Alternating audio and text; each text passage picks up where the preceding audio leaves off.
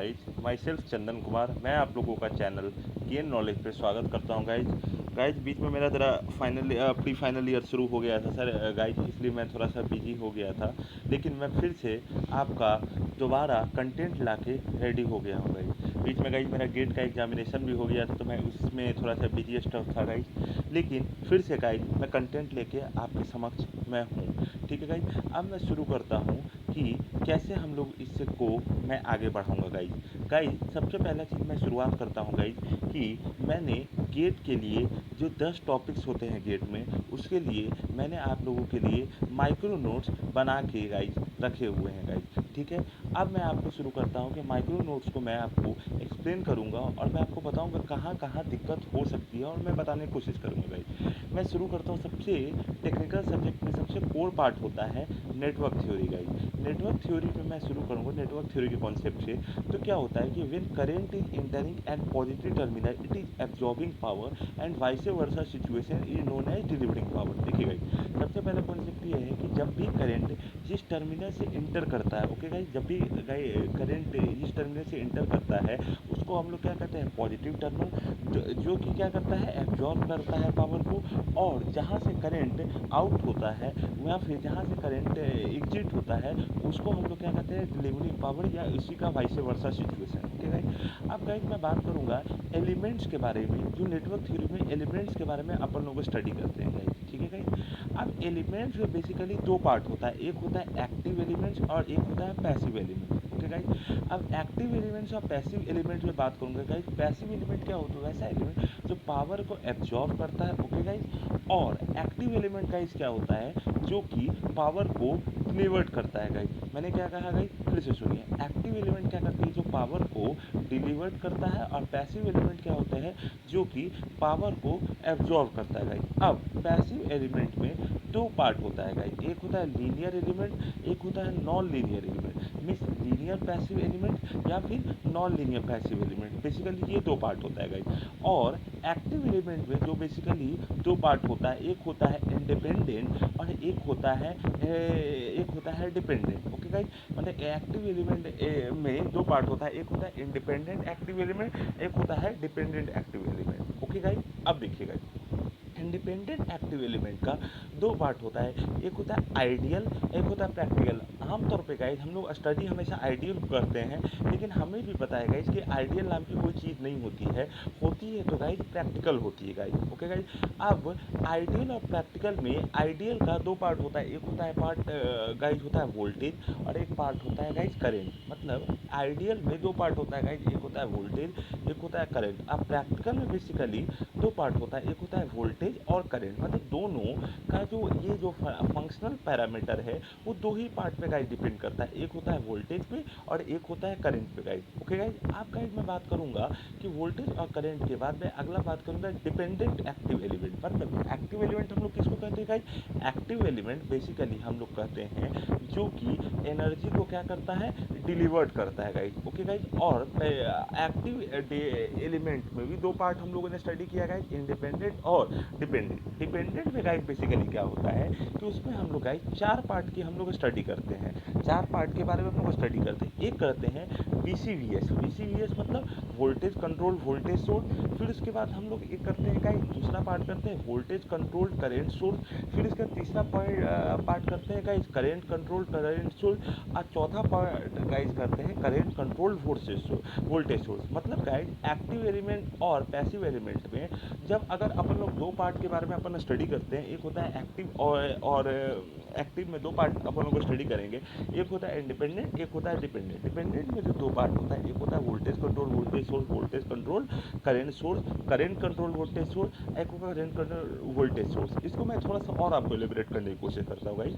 जो voltage control voltage source है guys, उसमें हम लोग बेसिकली क्या स्टडी करते हैं, मतलब एक ऐसा वोल्टेज सोर्स जिसका वोल्टेज किस पे डिपेंड करता है, तो मतलब वोल्टेज पे डिपेंड करता है, मतलब एक ऐसा वोल्टेज सोर्स जिसका जो कितना वो वोल्ट डिलीवर करेगा, जितना वो पोटेंशियल डिफरेंस क्रिएट करेगा, वो किस पे डिपेंड कर रहा है, वोल्टेज पे डिपेंड कर रहा है। Voltage current control current source क्या होता है गाइस, एक ऐसा करेंट सोर्स जो वो कितना वो करंट डिलीवर करेगा, कितना करंट वो इम्पार्ट करेगा, वो डिपेंड किस पे कर रहा है गाइस, दूसरे किसी वोल्टेज पैरामीटर पे डिपेंड करता है गाइस। सिमिलरली अगर आप थर्ड सिचुएशन पे जाएंगे, current controlled current source, current controlled current source में बेसिकली गाइस हम लोग क्या करते हैं कि एक ऐसा कंट्रोल सोर्स या एक ऐसा करंट सोर्स जो कितना करंट इम्पार्ट करेगा और दूसरे किसी फंक्शनल करंट पे डिपेंड करता है गाइस। तो ये गाइस हम लोगों ने पढ़ लिया। फिर उसके बाद चौथा पार्ट जो हम लोग स्टडी गाइस करेंगे वो करेंगे करंट कंट्रोल्ड वोल्टेज सोर्स, मतलब एक ऐसा वोल्टेज सोर्स जो कितना वो वोल्टेज डिलीवर करेगा वो किसी और फंक्शनल करंट पे गाइस डिपेंड करेगा। तो ये मैंने आप लोगों को एक्सप्लेन किया एक्टिव एलिमेंट में गाइस बेसिकली दो पार्ट जो हम लोगों ने एक्सप्लेन किया, इंडिपेंडेंट और डिपेंडेंट। अब आते हैं guys passive element. Passive element में क्या होगा कि पैसिव एलिमेंट में तीन पार्ट हो सकता है। पैसिव एलिमेंट क्या करते हैं, जो पावर को हम लोग बेसिकली क्या करते हैं, एब्जॉर्ब करते हैं, उसका तीन पार्ट गाइस जो हो सकता है, एक होता है आर हो सकता है, एक होता है एल हो सकता है, एक होता है सी हो सकता है, मतलब रेसिस्टेंस, इंडक्टेंस और कैपेसिटेंस। रेसिस्टेंस का जो दो पार्ट होता है, एक होता है लीनियर नॉन लीनियर। इंडक्टेंस का जो दो पार्ट होता है, एक होता है लीनियर नॉन लीनियर, और कैपेसिटेंस का जो दो पार्ट होता है, एक होता है लीनियर और नॉन लीनियर। अब हम लोग बेसिकली गाइस क्या करते हैं कि अगर हम लोग एक्टिव एलिमेंट और पैसिव एलिमेंट के बाद हम लोग अगला कॉन्सेप्ट के बारे में बात करते हैं, वो क्या होता है कि हम लोग सबसे पहला चीज़ ये जानते हैं कि जो रेसिस्टेंस होता है, देखिए रेसिस्टेंस तो बेसिकली किसी एलिमेंट का प्रॉपर्टी होता है जिसकी वजह से वो करंट के फ्लो को अपोज करता है, रिलेटिव मोशन का करंट को अपोज करता है, ठीक है। लेकिन अब मैं ये जानना थोड़ा चाहूँगा कि रेसिस्टेंस का थोड़ा बेसिकली और क्या काम हो सकता है। रेसिस्टेंस का बेसिकली काम ये हो सकता है गाइस कि अगर रेसिस्टेंस का क्या होता है गाइस, वो इलेक्ट्रिकल एनर्जी इलेक्ट्रिकल एनर्जी को गाइस किस में कन्वर्ट करने का काम करता है, हीट एनर्जी में कन्वर्ट करने का गाइस काम करता है, ओके। और जो सुपर कंडक्टर होता है, सुपर कंडक्टर का आइडियली क्योंकि वो सुपर कंडक्टर की तरह बिहेव करता है, उसका रेसिस्टेंस हम लोग जीरो मानते हैं, रो जीरो मानते हैं गाइस, ठीक है। अब हम लोग ओम्स लॉ के बारे में अपन लोग स्टडी करते हैं। देखिए गाइस ओम्स लॉ में बेसिकली मैं आपको माइक्रो नोट्स के थ्रू समझा रहा हूँ, तो थोड़ा आपको मैं नेटवर्क थ्योरी का गेट पॉइंट ऑफ व्यू से आपका रिवीजन कराना चाह रहा हूँ गाइस, ठीक है। मैं इसको एक्सप्लेन विस्तार रूप से करूँगा गाइस, ठीक है। अब देखिए गाइस ओम्स लॉ क्या होता है, ओम्स लॉ क्या होता है, ओम्स लॉ बेसिकली हर कोई जानता है कि V equals to I R होता है, लेकिन V equals to I R guys direct नहीं आते हुए वो आया था उस अकॉर्डिंग आया था कि जो करेंट डेंसिटी होता है किसी भी सेमीकंडक्टर का अक्रॉस, जो करेंट डेंसिटी होता है वो डायरेक्टली प्रोपोर्शनल क्या होता है, इलेक्ट्रिक फील्ड के, ओके गाइस।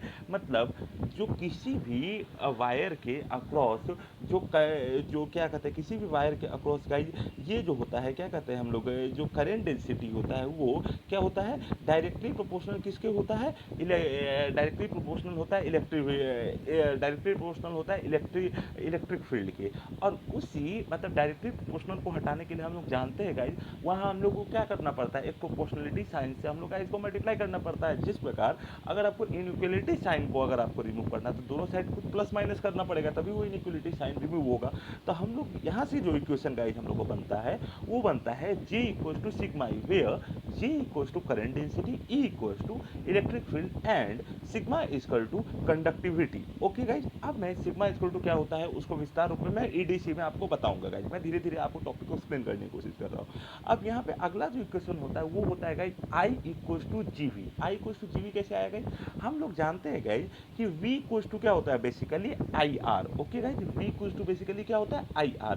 अब एक बात बताइए, मैं एक काम करता हूँ कि इसका रेसिप्रोकल मैं ले लेता हूँ एग्जाम्पल की तरह, V equals to I R है तो काम कर देता हूँ मैं, I इक्वल्स टू क्या हो जाएगा V बाई आर, और 1 बाई आर बेसिकली क्या होता है, R क्या है रेसिस्टेंस, उसका उल्टा कंडक्टेंस, तो I इक्वल्स टू क्या हो जाएगा आपके पास GV, वो हो जाएगा ओम्स लॉ। अब हम लोग कॉन्सेप्ट जानेंगे गाइस बाई डायरेक्शनल एलिमेंट क्या होता है गाइस। देखिए बाई डायरेक्शनल एलिमेंट वैसे एलिमेंट को कहते हैं जिसमें कोई पॉजिटिव टर्मिनल या नेगेटिव टर्मिनल गाइज नहीं होता है। मतलब कॉन्सेप्ट में देखिए यहाँ मैंने लिख भी रखा है, when element properties and characteristics are independent of direction of element, when element property and characteristics are independent of direction of element. मतलब अगर आप रेसिस्टेंस लें उसमें दोनों टर्मिनल किसी साइड से भी आप कनेक्ट अगर आप कर दें तो करंट सेम अमाउंट में फ्लो करेगा, मतलब उसमें पॉजिटिव या नेगेटिव साइन का डिफरेंस नहीं आता है, उसको हम लोग क्या कहते हैं, बाई डायरेक्शनल एलिमेंट हम लोग कहते हैं। अब हम लोग गाइड करते हैं प्रॉपर्टीज़ के बारे में। गाइड देखिए, प्रॉपर्टीज में बेसिकली हम लोग क्या करते हैं कि हम लोग जो दो तरह के सर्किट के बारे में पढ़ते हैं, ओपन सर्किट या फिर शॉर्ट सर्किट। ओके गाइज, हम लोग किसके बारे में पढ़ते हैं, ओपन सर्किट और शॉर्ट सर्किट। देखिए ओपन सर्किट में बेसिकली क्या होता है, हम लोग बचपन से ये चीज़ जानते हैं कि जो ओपन सर्किट होता है उसमें करंट फ्लो नहीं करता है, ठीक है, शॉर्ट सर्किट में करंट फ्लो करता है।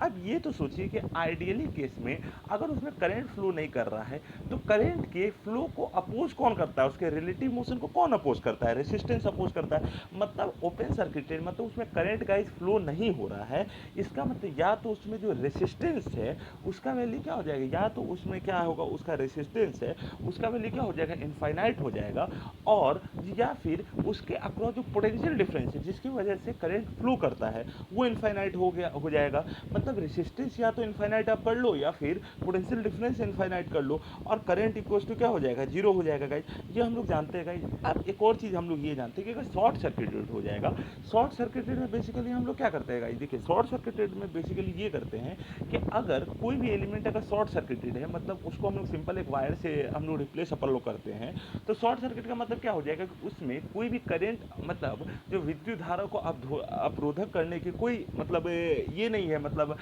पैरामीटर नहीं है जिसपे आप उसको डिपेंड करो, मतलब फंक्शनल पैरामीटर को अपन लोग डिपेंड करते हैं। अब देखिए हम लोग बेसिकली ये हम लोग गाइड कर सकते हैं कि अगर शॉर्ट सर्किटेड होगा मतलब रेसिस्टेंस इक्वल्स टू जीरो हो जाएगा, या फिर करंट इक्वल्स टू इनफाइनाइट या वी इक्वल्स टू जीरो। मतलब शॉर्ट सर्किटेड की तरह वो कब एक्ट करेगा गाइस, शॉर्ट सर्किटेड की तरह वो तब एक्ट करेगा जब उसमें जो रेसिस्टेंस जो फ्लो हो रहा है वो क्या हो जाएगा, basically resistance R equals to क्या हो जाएगा, जीरो हो जाएगा, और current R equals to zero होने के बाद जो करंट उसमें या तो करंट जो फ्लो होना शुरू करेगा, क्योंकि शॉर्ट सर्किटेड आप उसको सिंपली एक वायर से रिप्लेस कर दो, तो या तो उसमें वोल्टेज डिफरेंस कुछ न रह जाए या फिर उसमें रेसिस्टेंस का वैल्यू जीरो हो जाए, तभी ना उसको एक वायर से रिप्लेस करेंगे और करंट क्या हो जाएगा, इनफाइनाइट। आइडियल केस में हम लोग स्टडी क्या करते हैं, आइडियल। लेकिन प्रैक्टिकली क्या होता है कि आप ओपन सर्किटेड करते हो तो आप उसको एक आप उसको एक बैकवर्ड रेसिस्टेंस से रिप्लेस करते हो, या फिर अपन लोग उसी को हम लोग क्या करते हैं, रिवर्स रेसिस्टेंस कहते हैं। और अगर शॉर्ट सर्किटेड करते हो तो उसको अपन लोग क्या करते हैं, आरएफ, जिसको एक फॉरवर्ड रेसिस्टेंस अपन लोग रिप्लेस करते हैं। बहुत बेसिक कॉन्सेप्ट होता है गाइज।